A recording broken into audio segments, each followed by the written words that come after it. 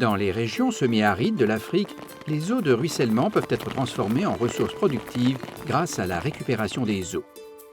Au Burkina Faso, les cordons pierreux arrangés le long des courbes de niveau freinent le ruissellement. Mais lorsqu'il est employé en conjonction avec des cuvettes de plantation zaï, ce système devient doublement efficace.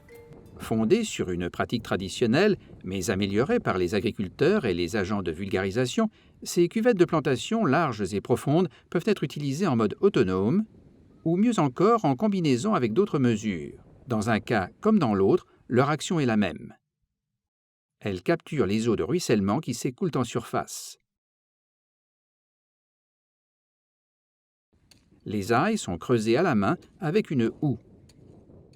Les cuvettes font normalement environ 25 cm de diamètre et environ 20 cm de profondeur et sont espacées de 90 cm les unes des autres dans chaque direction.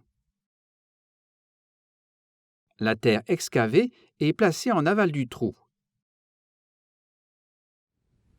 Du fumier composté est déposé avec précision dans le zaï avant d'y semer le millet ou le sorgho. De sorte que quand il pleut, l'humidité et la fertilité sont concentrées exactement là où elles sont requises. Ali Ouedraogo fut l'un des pionniers de ces zaï améliorés, et Salif, son fils, a aujourd'hui repris le flambeau.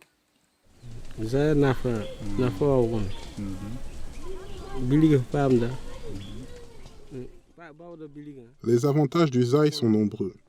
On place du compost et du fumier organique dans le zaï, ce qui nous permet d'en tirer le maximum.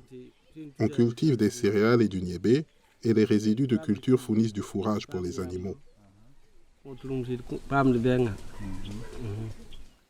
Comme d'autres, Salif est conscient qu'utilisé en conjonction avec les cordons pierreux, le zaï accroît la fertilité du sol, non seulement du fait de la présence du fumier, mais aussi par l'action des cordons qui freinent le ruissellement, encourageant ainsi les riches sédiments à se fixer dans le zaï.